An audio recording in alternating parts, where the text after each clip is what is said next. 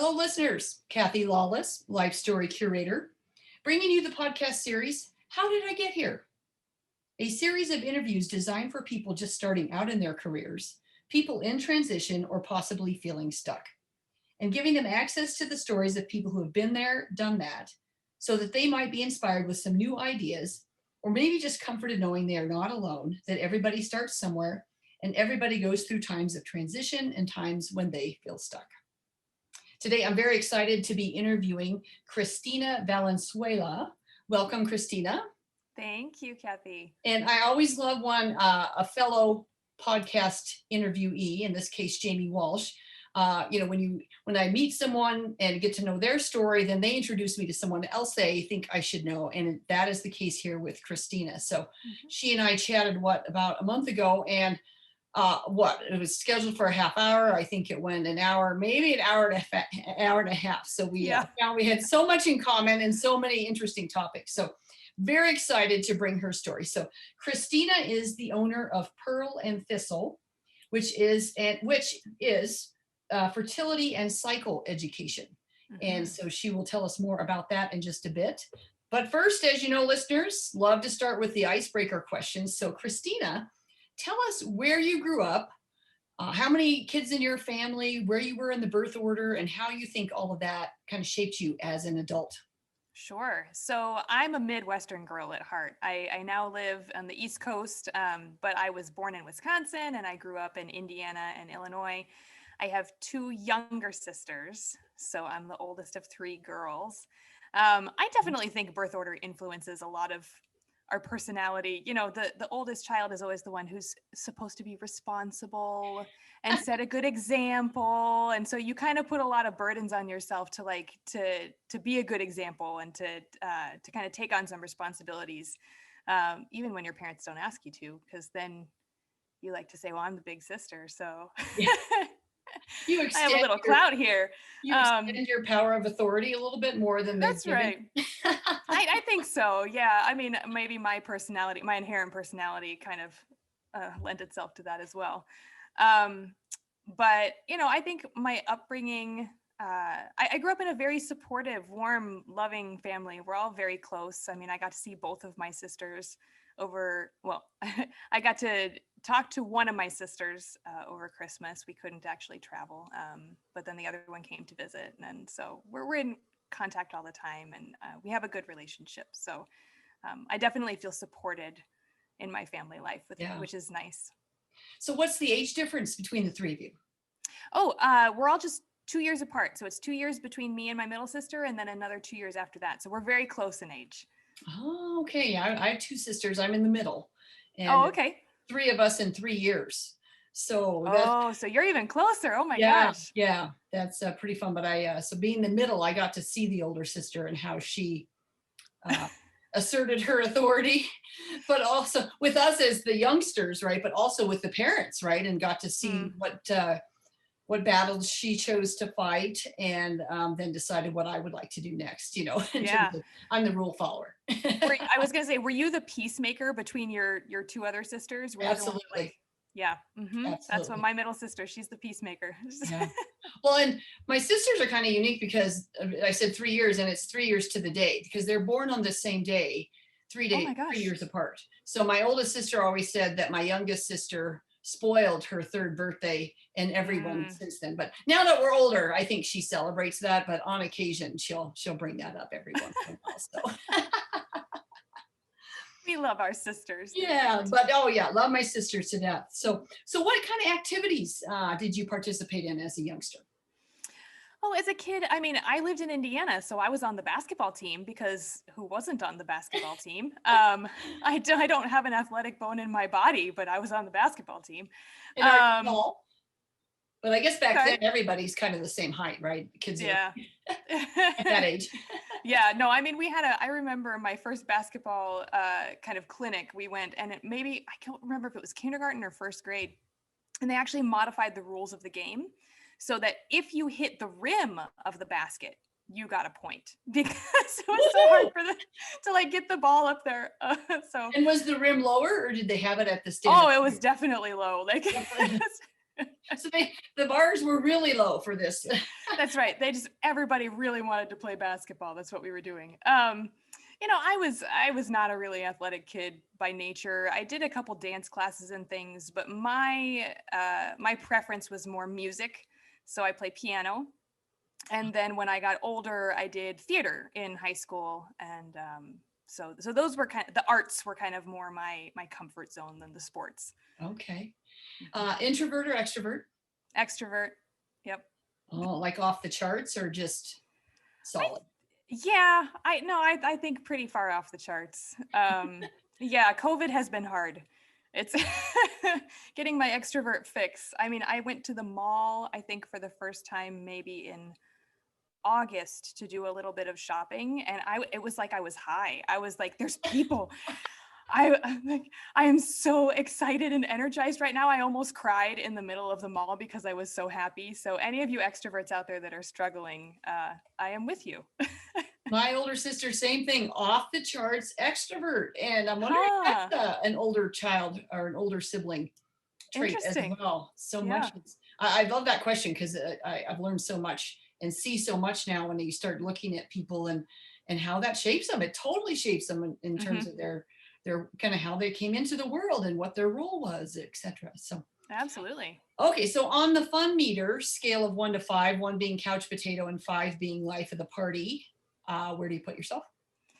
Oh, I think I have to give myself a solid 3. I was thinking about this. I'm super fun with things like karaoke and game nights. I love to go out dancing and host cocktail parties. But, coming back to this like sports thing, if somebody says, hey, let's go water skiing, I'm like, no, I'm good. Let's just sit here and knit. Like, so I think it really depends on kind of what your idea of fun is. I can be super fun with some things, and then other things I'm like, you go ahead. It's all right. You go ahead. Okay. Yep. How about on the risk meter? Same scale, 1 to 5, 1 being low risk, 5 high risk.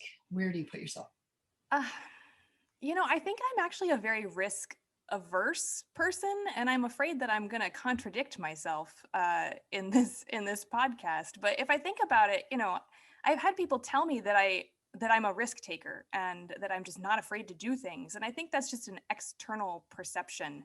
What we think is risky is related to what we perceive to be threats in our values. So like some people will say like, oh, you're such a risky person because I dyed my hair blue once in college. And I was like, but like, I don't really value my hair color all that much. Like it doesn't threaten my inner sense of well-being to have my hair turn out a weird color. So, I'll put myself out there because I like to get in front of problems rather than have them catch up with me later. But I think in general, I tend to be fairly risk averse.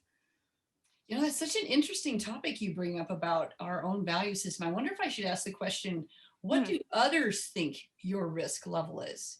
You know what I mean? Because it's maybe the outside views it differently than you on the inside. And I know with certain people, it's not risky to start their own business, but other people would never do something like that, right? Or right. You look at the adrenaline junkies who are the bungee jumpers, skydiver, kind of thing. And then, so sometimes they say, interesting. Yeah, maybe I need to pose that question a little differently. But well, thank you. Thank you for sharing that. I love how these icebreakers really give us such an insight into who you are, so that now as we hear more about your story and your journey, kind of all of that is factored in. So let's talk now. Tell us a little bit about what it's like to be the owner of Pearl and Thistle, and your focus on fertility and cycle education.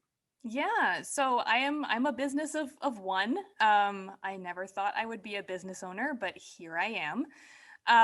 The work that I do, fertility and cycle education, I have kind of different prongs to the work that I do, and I really got started with it on the fertility education side. So I work with couples who want to learn how to do something called natural family planning or fertility awareness methods for either postponing or achieving pregnancy. So I've been trained as an NFP instructor since 2013. And then through that work, kind of realized that we have a big education gap, that there's a lot of information we're not given as women about our bodies, and that we could start filling that gap a bit earlier, that there's some, cycle education that could be really beneficial to, let's say a girl before she gets her cycle. So that's what I've started doing now, is kind of trying to address that need and trying to make quality cycle education that's really science-based, and helpful and empowering to young girls, to help them navigate some of these body changes and to really understand what's going on with their body, rather than some other programs may focus on like how to manage something like period bleeds or whatever. I hope any of your male listeners aren't like cringing right now, but it's, but we're taught how to use sanitary products and then sent on our merry way. But like, what if we actually really understood the complex science and the biology that's going on behind our cycles? Because cycles are so much more than just periods.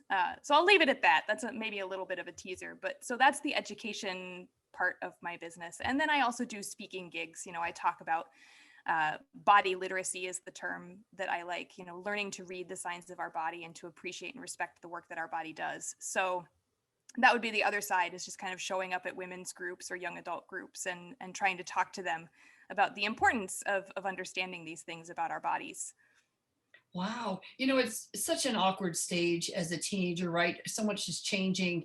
I Yep. remember those days, and I didn't even want to know about it. And then when I learned about, but you have to deal with it because it's going to happen That's to your right. body. So Mm-hmm. yeah, to have more education and not have any embarrassment or shame, or because learning about it from your mom sometimes is odd, or maybe it's from your sisters. So yeah, to Mm-hmm. hear from it from a really fact-based education standpoint would take Mm-hmm. a lot of the stigma, I think, off of it. So well, I commend you for the work that you're doing. Thank And you. so I got to ask, when you were in junior high school, is this what you thought you would be doing when you grew up? Is this Oh what you gosh. wanted to be? No, decidedly not. No. I didn't even know that this was something that you could do. I mean, let's be honest. Yeah. No, when I was in high school, I loved the allure of theater. And, I kind of had these grand ideas about, oh, maybe I'll go to Broadway. And so I don't know, I entertained some fleeting thoughts about going to music school for college, but didn't end up doing that. When I got to college, I decided, maybe I would really like to be a doctor, because I love biology. Biology was always, I think that's going to be a common thread in terms of my Okay. life, that biology was really interesting to me. I love science, and I especially loved like learning about how science works in our bodies. And so I thought I'll be a doctor. And then what happened was I went to the University of Notre Dame, and they have kind of a standard course that freshmen need to take, that's theology and philosophy. And I started to get really interested in these topics, questions surrounding bioethics. How do we apply medicine in a moral way? How do we treat people with dignity? And so I kind of decided to switch my major away from pre-med, and I kidded myself into thinking maybe I was going to do like pre-law with this, and that didn't go anywhere. So I think maybe I was trying to kid my dad into thinking I was doing pre-law, because he really wanted to have a doctor. And so if he couldn't have a doctor in the family, maybe a lawyer. And now he's got a fertility and cycle educator. So I don't know what to say about that. Yeah. But So yeah, making all these changes in your major based on what is tickling you from an interest, right? That's really yes. grabbing you and saying, well, this is what's really interesting. So Mhm. what did you end up getting a degree in, and then kind of did you go on to grad school, or what was kind of next steps, or did you get what was that first job? Yeah, so I got what's called a joint degree. So it's not exactly a double major, but it was just a joint degree in both philosophy and theology. I went through with that. And then right after college, I accepted an internship at campus ministry in Notre Dame, and I actually worked in music. So I was interning with one of the choir directors for the big church that's on campus there, and Mm. got to do a lot of work there. But I had actually, I guess just to backpedal a little bit, that first job working in campus ministry was not what I had thought I was going to do. What I thought I was going to do with my degree was to go on and get a master's in ministry, and to learn, kind of tools for ministry working within churches, within the Catholic Church specifically. And I had been accepted into a grad program to do that. And then this other thing fell on my plate, And I said, well, I'm not interested. Like, I'm just not interested in doing this music thing. Like, music is a hobby and it's a love of mine, but like not what I really want to work in. And well, my mind got changed. So Well, and then financially, what kind of, I mean, when you start talking about these roles in ministry in the church, mm. is there are these paid roles? I'm not very educated on that. Or No, that's a good question. Yeah, so they are paid roles. So, we think about church ministry maybe being relegated to the clergy, like to priests or to deacons or people who have like kind of formal yeah, roles of yeah. ministry. But really, honestly, a lot of the work on the ground is done by what we call lay people. Just people who are dedicated members of the church who are going to run all of your Bible studies and your religious education programs for the kids, and they're going to manage kind of coordinating the weddings, or all sorts of other things that happen Mhm. within the life of a church. Those roles are usually filled by people who work for the church. So that was kind of my intention. I mean, I obviously wasn't in it for the money. I was a far cry from my doctor or my lawyer aspirations at that point, but yeah. But it's so fulfilling, probably spiritually, and kind of you as a whole person, that that's kind of the direction you were going. Yeah. And I was just intrigued I think I was curious about why I was so drawn to ministry. It wasn't anything that I had ever grown up thinking about, right? And so when something piques your interest and you're like, oh, this is strange, like, I wanted to kind of follow that curiosity and see where it would lead. And so that's why I was just like, well, it makes sense for this to be the next step because I'm still interested in this. So let's just go forward. Yeah. Um, but then I didn't end up going into that grad program. I did a year of internship with campus ministry, and then I did a more academic degree in theology at Harvard after that. But I didn't end up going into that ministry degree. So Wow. So now Notre Dame to Harvard. So how does that leap happen? well, so I guess I have to throw in my husband in the equation.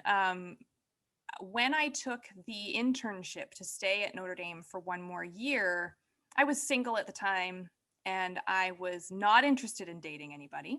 I was very clear about that. And then February of senior year, I met this guy. And I liked him, but I was not interested in a relationship because I was like, well, he's going to be graduating and leaving and I'm staying here.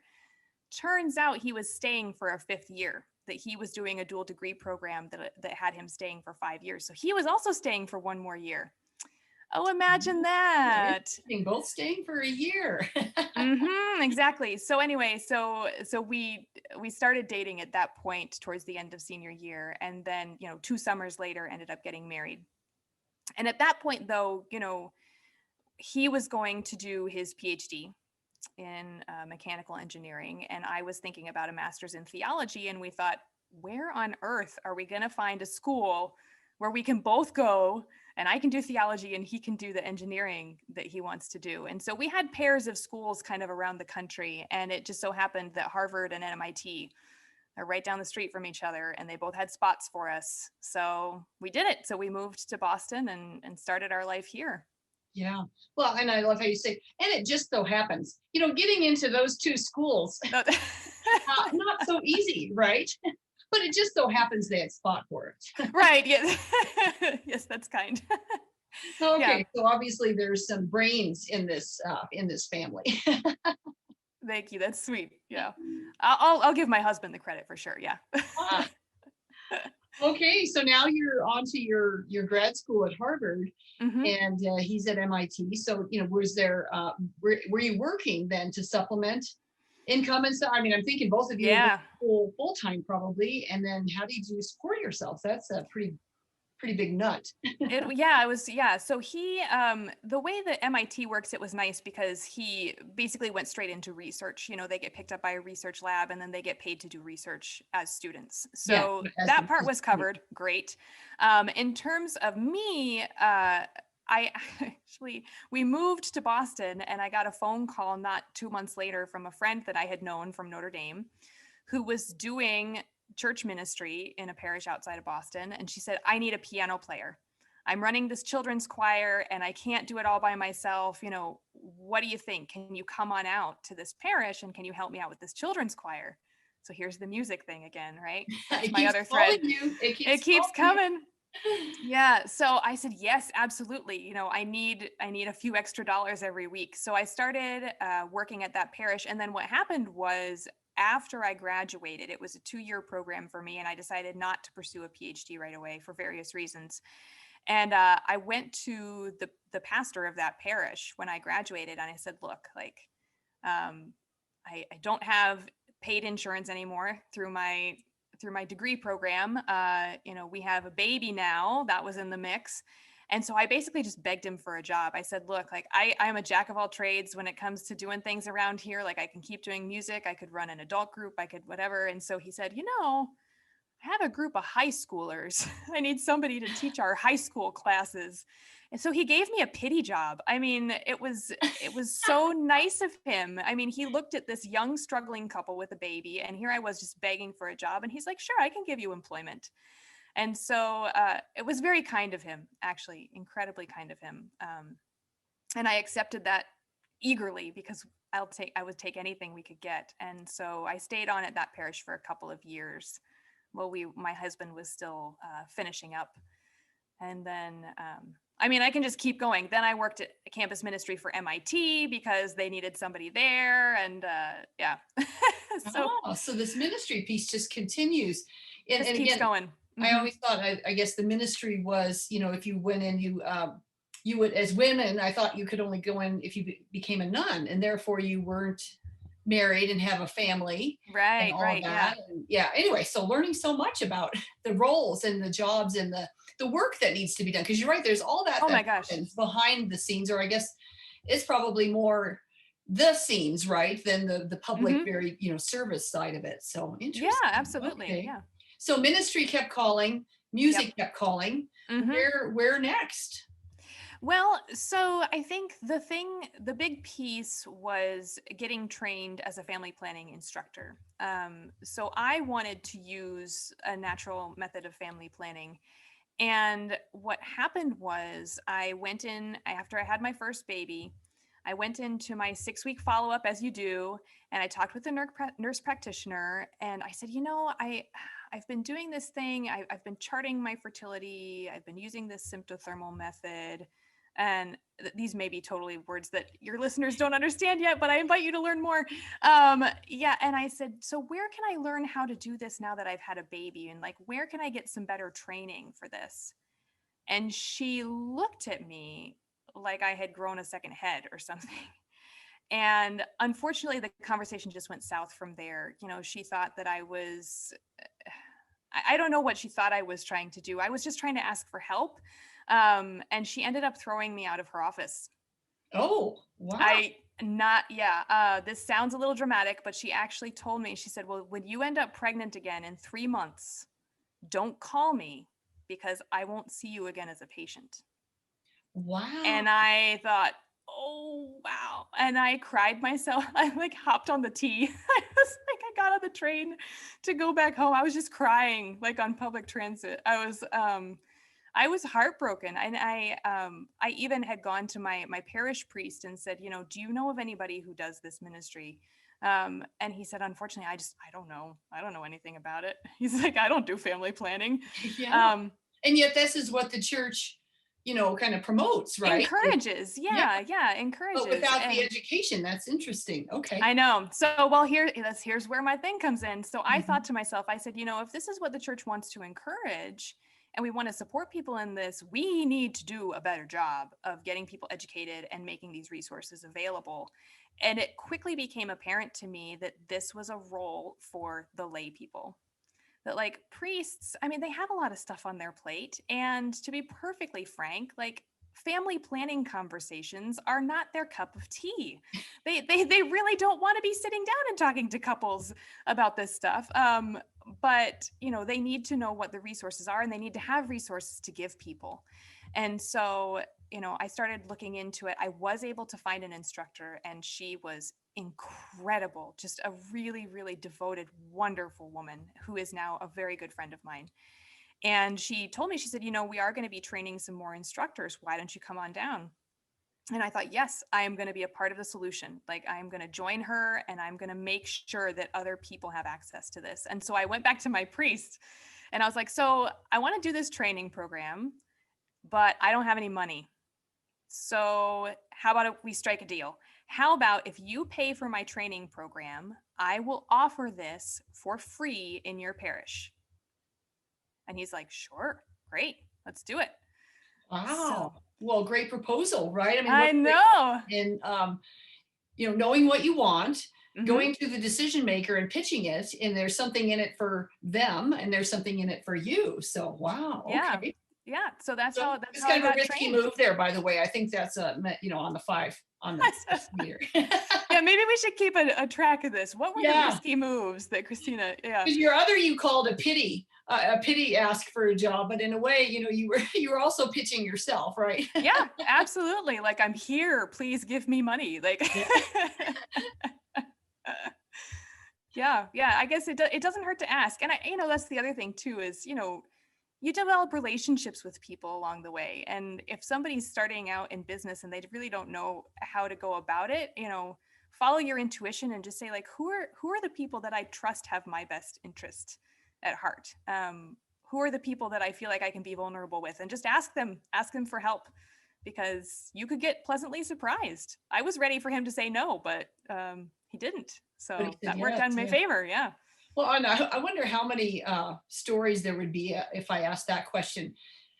Did you really expect them to say no? You know what I mean? Mhm. And what's the percentage of people saying yes when you pitch ideas, right? It's Right. probably much higher than all of us have in our heads, and that's what usually stops us, right? Is, oh, I have to have it all thought out, I have to have it figured out, and what the class is going to look like, and yet you don't even Mhm. have the education yet, so you're Right. really just pitching an idea. So great method, Absolutely. great Yeah. lesson.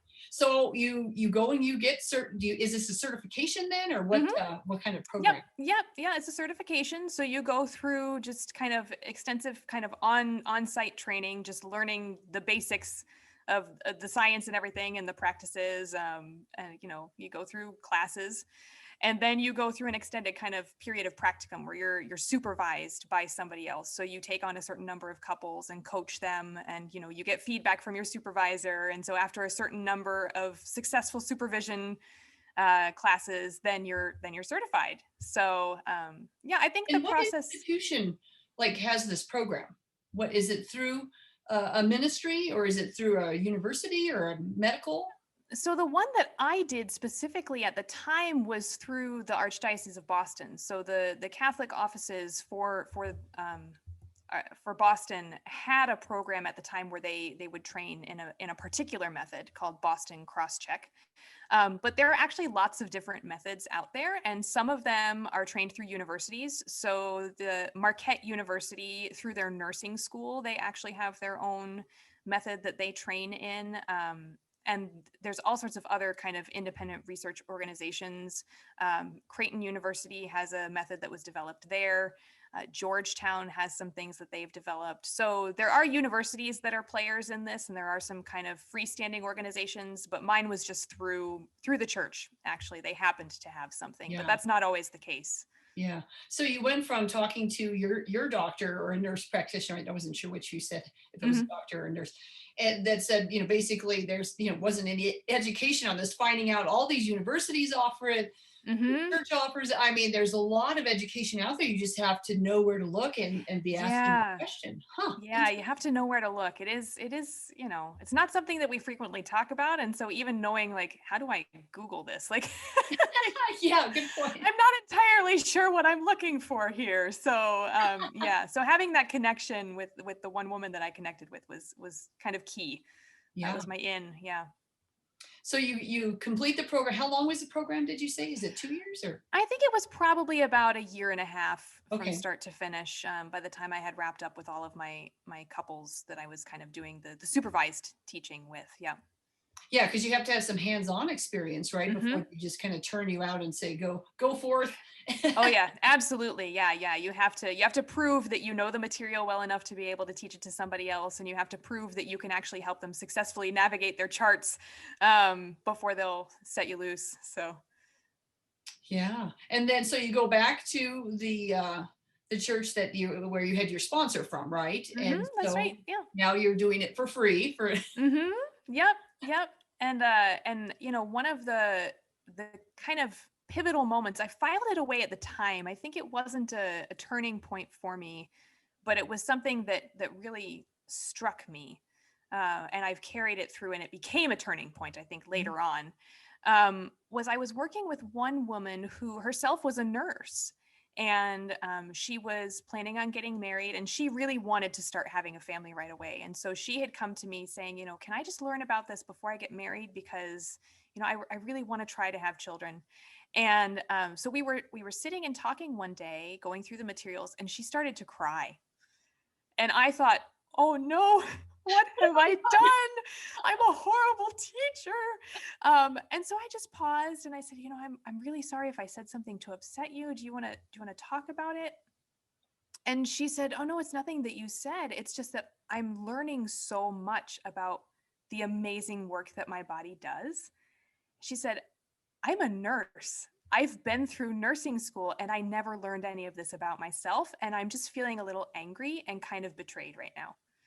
Oh, interesting. Um, and I, at the moment, I was just concerned about helping her navigate the wellspring of tears. But much later on, she stuck with me, and just that her reaction was not unusual. That this idea that learning about how our bodies work is kind of fundamental to learning to appreciate who we are as people, and just validating our experience as women. Um, People on the podcast can't see it, but I'm tearing up right now. Like she still gets to me. This interaction still gets to me. And so I think when I actually started thinking about pursuing this more full time, hers was the voice that really came through, because I started thinking about how can we serve these women who just really want to know more about themselves. Um, how do we make this a norm, that girls grow up feeling affirmed and validated, and like they understand their bodies. And so that's been a huge kind of mission for me in the past couple of years, is really thinking about how do we change this? How do we flip the script and get people this information? Yeah. When as you were describing that story, I was getting, kind of goosebumpy about wow, the wave of emotion she must have felt. Mm-hmm. But then also the wave of emotion that I was feeling just in about, well, wait a minute. Yeah, I think I started this conversation about, not knowing things as a young person and feeling so awkward and embarrassed and not, Mm-hmm. hey, everybody goes through this. And I Mm-hmm. remember I didn't, yeah, I always wanted to hide what, I don't know, I didn't really fully Yeah. appreciate what the female body can do and is doing and why it's doing it and all of that, because it never really Mm-hmm. was presented in a way that wasn't I don't know, I just wasn't interested, I wasn't curious about it. I was more about I just Yeah. didn't really want to know about it. So well, thank you. So that was a real pivotal moment for you, was that this is really important work. So the biology's Mm-hmm. starting to call you now. Yes. Yep. Not so much the music, it seems, but then also still the ministry, right? And helping others and serving others. So okay, so Yeah. keep Yeah. going. Wow. Yeah. So I mean, and then I just kind of put this to the side for a while. There's not a huge demand for the services that I do in terms of, helping couples. I see a growing demand, and I'm actually really encouraged by that. But at the time, it was just kind of, I'd get a couple here and there, and I thought this is just something that I'm going to do on the side. I never really thought about making it the central focus of anything. I just thought this is one small thing I can do to kind of help the church and kind of pull my weight. Um, and then, I worked in campus ministry at MIT. And after that, my husband graduated and we moved to the burbs. He got a job, and, his first job out of grad school was great, but, we had 3 kids at this point, and we had all of a sudden a house. And, I said, I'm not sure the finances are going to quite meet. So I think I need to pick up some work. So I started looking at, I was like, well, what can I do? I can work for the church. So I started looking around at parishes, and I got a job doing youth ministry. So working with middle schoolers and high schoolers. And that was, I think youth ministry is not exactly my cup of tea. It's not my strength. Um, not exactly the age group that I most love in the entire world. But it taught me a lot of really good things, and it helped me get some good connections, and just kind of gave me some confidence in areas that I hadn't yet developed, which was good. And then when we were a little more financially stable and we started thinking about, okay, what is life looking like now that our kids are in school and we have all these other things going on? I said, you know what, I'm going to take a step back from being employed outside of the home. And so I left that job after a few years doing it. And I said, I'll put my name out there a little bit and just see if I could pick up a little bit more of the NFP work. And I got connected to a couple of Facebook groups. I reached out and I said, you can put me on your available instructor list just in case anybody needs anything. And that was when the floodgates kind of opened. Wow. Just two groups on Facebook. Yeah, that was it. I started getting, I want to say I got probably 4 inquiries each week about new instruction, which I had maybe 4 inquiries in like the last 3 years before that, when I was just working with local folks.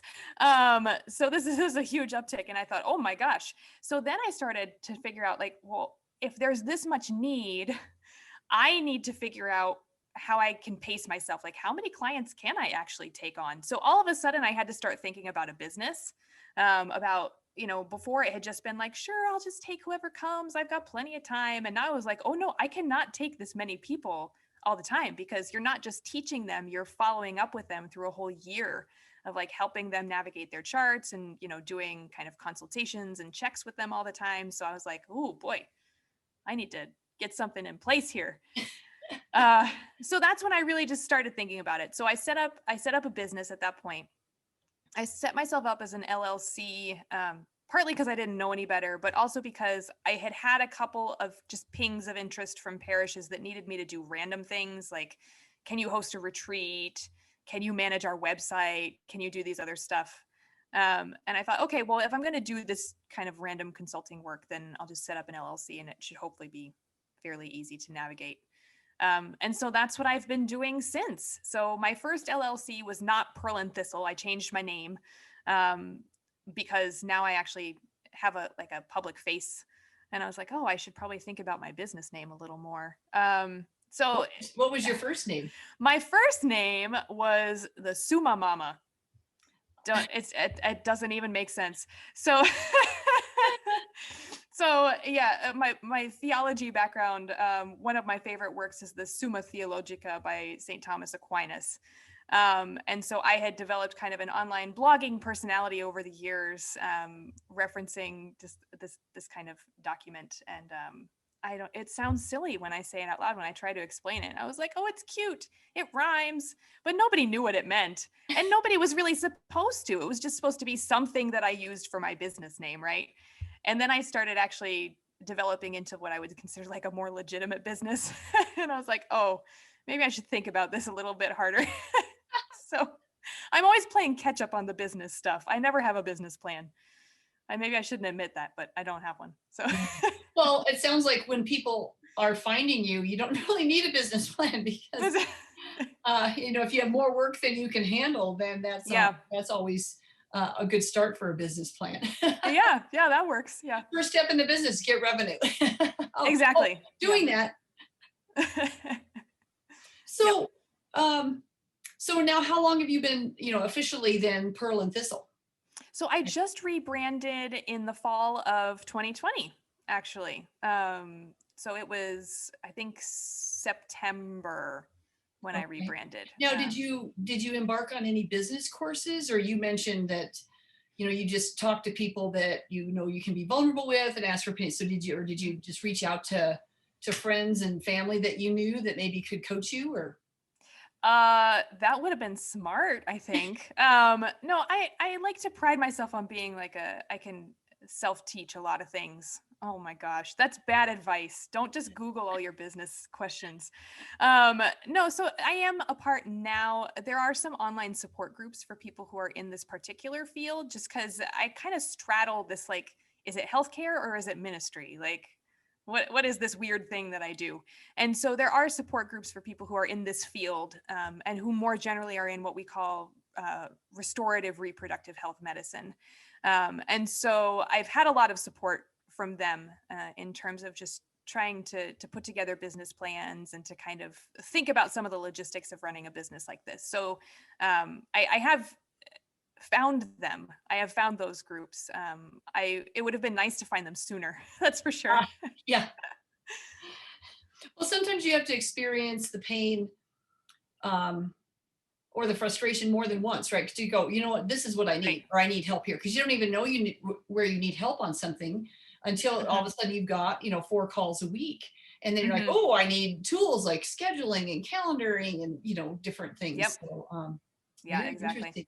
Well, you mentioned earlier about you didn't decide to pursue your PhD. And I know when we talked the first time we met, you had, that was something on the back of your mind. So tell us a Yeah. little bit about, so you've now embarked on this new practice, your new business. I mean, do you feel like this is your dream job and you're going where you want, or do you feel like, oh, there's still some unfinished business there with the PhD? No, that's an interesting question, because you're right. I really had thought that I wanted a PhD. I'm a naturally sort of kind of in my head intellectual person. I love learning. And a lot of my social circles, to be perfectly honest, are filled with women who are getting their PhDs. And I thought, well, I can do that too, right? It's a sort of like, it's like a status symbol, or it's a validation in certain ways. And your You know, husband got and his. my husband Yeah. got his,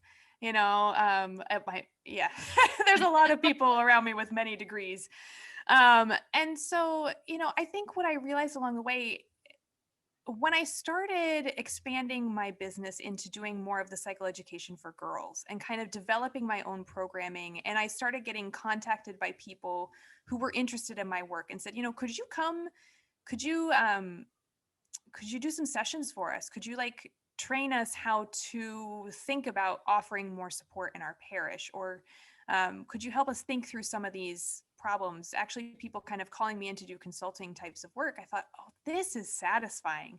I wanted, I think what I wanted with the PhD was not so much the actual PhD, although I'm sure I would have loved just the extensive coursework because that's my personality. Um, but after the PhD, right, then the question is what next? And so I think, what I wanted was I wanted some sort of validation that I was doing unique and valuable work.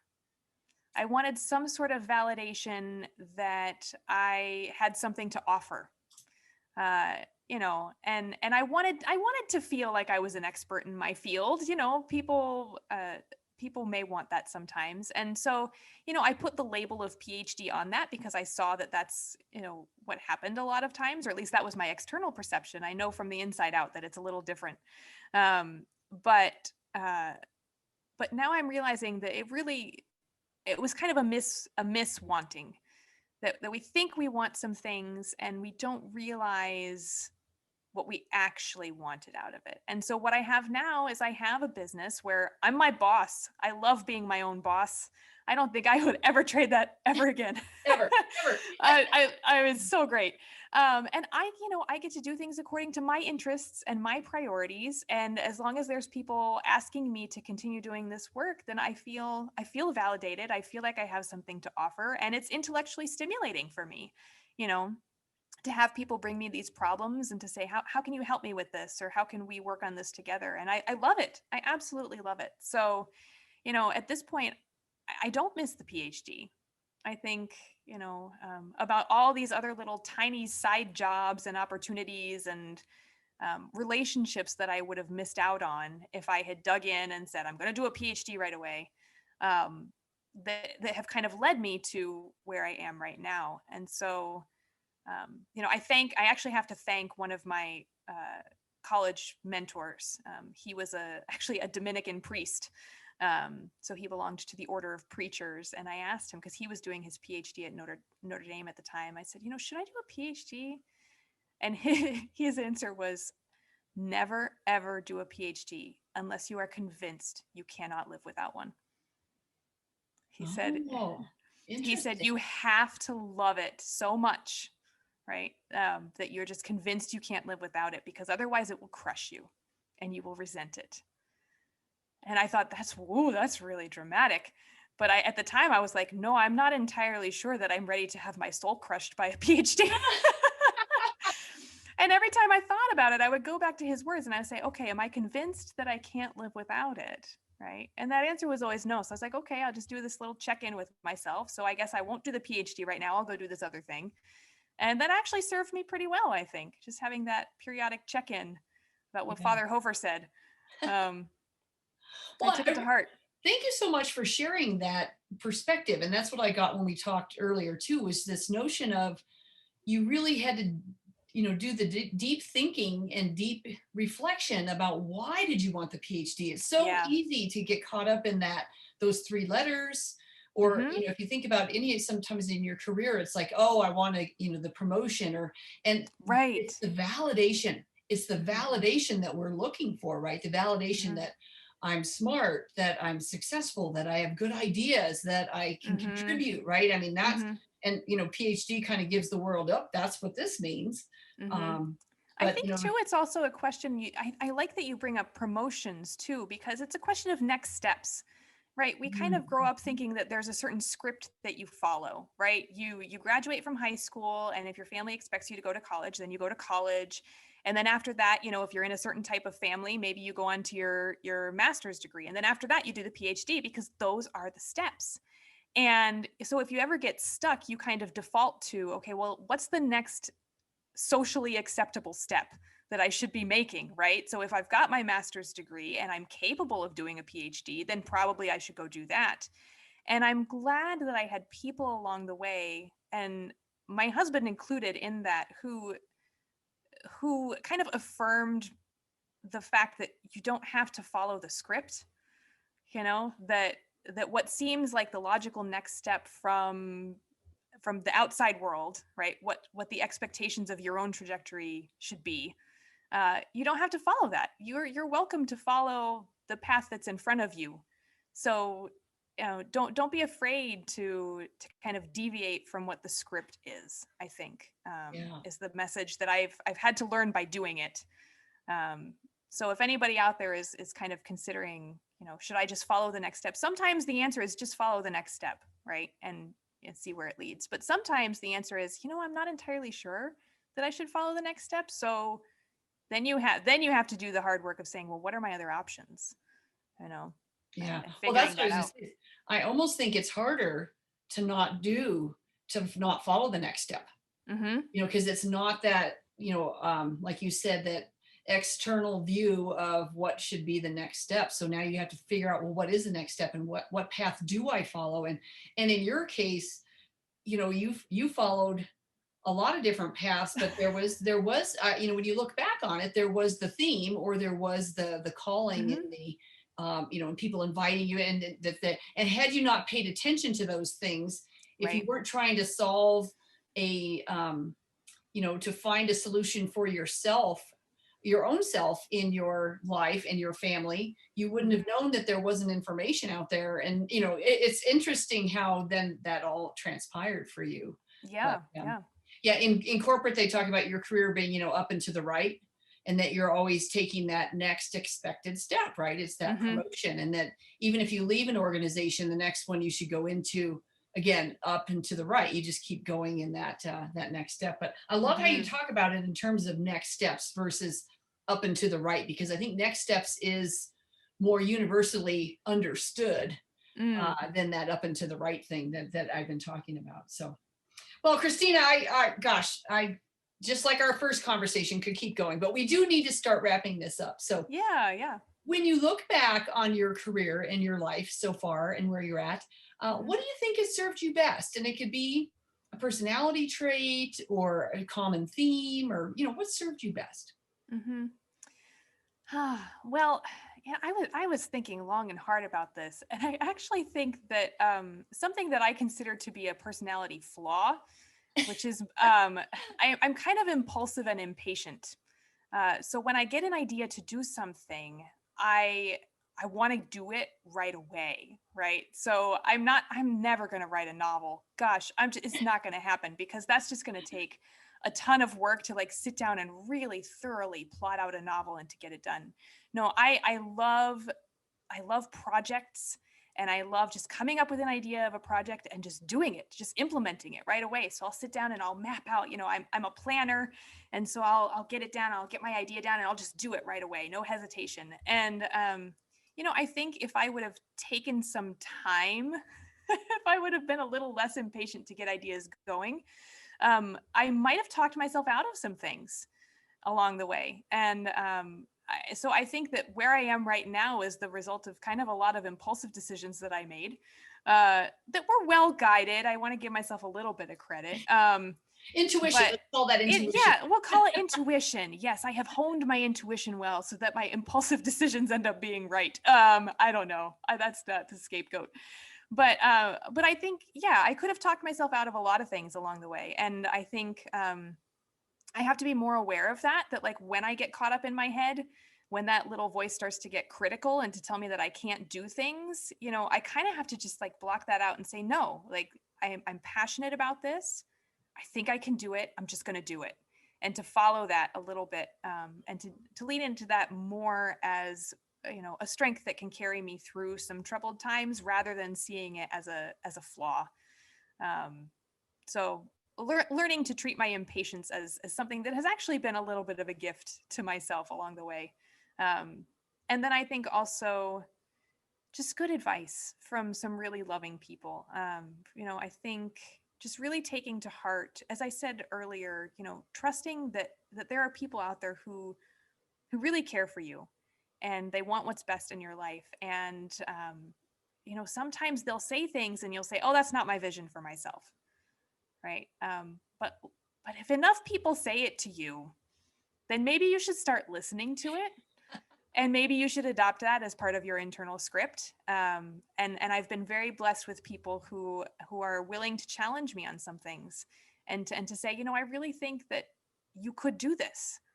And I'll say, no, I want to go do this other thing. Right. And they challenge me, and I'm grateful for that. So if you have people in your life who are trying to validate you in something and you're like, oh, I feel like I'm getting sidetracked by listening to them, that may not be the case. They may be pointing you exactly where you need to go. Interesting. One of the things, I just did my 80th episode this last week, and on the milestones, like, 70, 80, 60. Yeah, congratulations. Thank you. I do a recap of the episodes that came right before that. And one of the two things that sparked in my head when you were just talking, one was about your impatience. And I really looked at that as being in action. That, sometimes people they have an idea, but they never get in action, and they talk themselves out of it, and they let that fear take over. So I appreciate you talking about, you called it impatience, but I would call it action and drive, and and how do you bring those things forward? And then the other thing is that many times we can't see for ourselves what our gifts are, our strengths, our core competencies, because they come easy to us, and it seems so obvious. And yet when other people bring stuff up to you, that's why sometimes you're like, well, no, that's not me, or that's not, it's kind of like, no, it really, you do have to pay attention to how you're being received out in the world and what they're picking up on that maybe and sometimes it's called a blind spot, but I think that sometimes seems like it's a negative thing, but a lot of times it can also be such a positive thing that you can't see about yourself. Yeah. My nephew, I suggested to him that he should consider being a teacher. He's so good at explaining things and working with people. And I've seen it even with younger kids when he was younger, and, oh no, well, maybe, but and then he started talking about this teacher he had at this tech college. And, so what he has in his mind is this image of what that needs to look like, because that's what others have looked like. And I'm like, nah, there's something there. And my husband has even said that about the nephew. I think he would be a good teacher, but he's not. That's not a vision he sees for himself. Like I know, yeah, exactly. And I had this beautiful thing. I mean, maybe my closing comment can just be sharing that, there's going to be a lot of setbacks, and you're going to doubt yourself, right? But once in a while, you're going to get these really beautiful consolations from people. You're going to get that person who takes the time to reach out. And so I always try in my life to take the time to reach out to people and to validate them, because you want to be that person. You want to be that one little voice who encourages them. But I just recently got an email from a young woman. I had done a talk for her group about body literacy. And she just very simply said, thank you so much, Christina. You talked so beautifully and naturally about this topic. It's like you were made to do this. And I thought, I'll die happy, right? Like if I'm doing what people perceive is like the thing I was made to do, then I know I know I'm on the right track, and I need to listen to that, and I need to pay attention to those little voices that validate me along the way, and to store up those beautiful consolations that you get from people, because they'll carry you really far. Wow. Well, I do think that those are perfect closing remarks. So let's go ahead and close there. So thank you, Christina, for sharing today your story, but also a very important topic that I think most women, we just have educated ourselves over the years. And so I wish I'd had something like this when I was a young person and starting life. So thank you for sharing your story. So many words of wisdom that I can pull from here. So thank you so much, Kathy. Thank you for the work that you do. Thank you for elevating these conversations and for encouraging people to share their stories. I just want to validate you in the work that you're doing, because it's such a beautiful thing that you're doing for people. And so thank you for having me. It's been a real blessing. It has been my pleasure. And thank you for those words. I'm going to take those to heart, because we're having a conversation, which for me is easy to have, but I love doing it. But I'm in the right place, and this has been so fun for me, and I'm going to keep going. So you're going to be episode, I think, in number 85 or something like that. All right. I'm keeping it going. So that's all righty. Well, we'll wrap up on that note. And listeners, if you enjoyed today's interview, please subscribe below, and you'll be alerted as new interviews are published. If you have any questions for me or for Christina, please note them on my website, lifestorycurator.com, and I'll make sure to pass those on to her. And on that note, I guess I would just say to folks, stay safe, stay well, and let's keep sharing those stories.